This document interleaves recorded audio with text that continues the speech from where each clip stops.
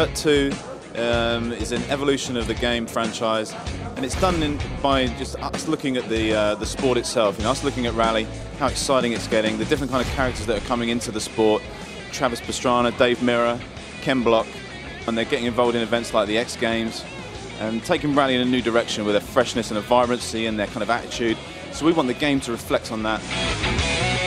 Rallycross was something that people loved from Dirt 1, but they didn't think there was enough of it in the game. It wasn't balanced enough. There was only a few tracks. So we've addressed that. We've put more Rallycross in, and we've built them around these massive stadiums to kind of, you know, reflect some of that atmosphere that you see at those big events like X Games.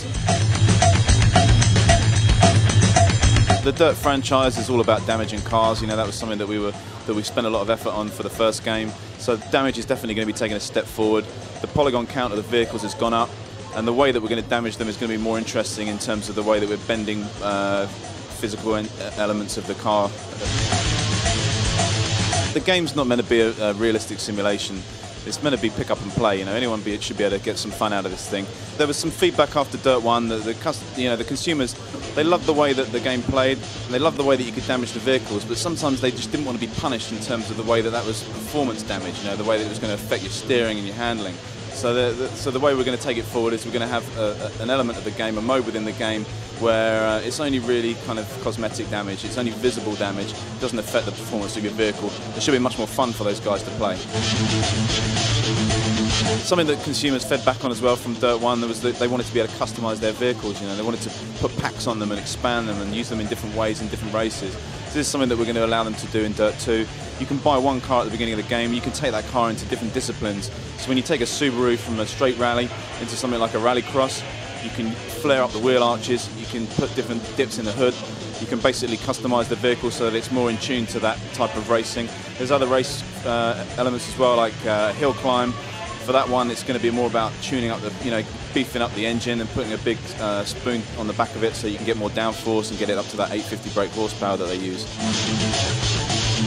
Dirt 1, we got a lot of feedback from consumers that they didn't like the online mode as much as as the guys in Europe did, because it was all about point-to-point rally.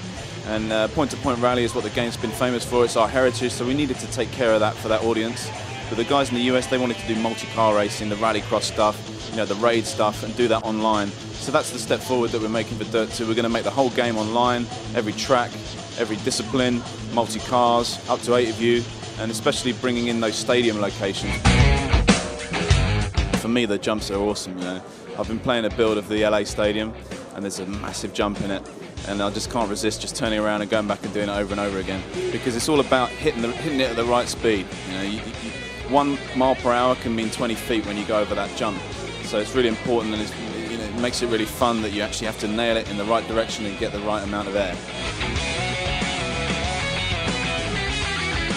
Dirt 2 is coming out in September 2009 on 360, PS3, PC, Wii, PSP and DS.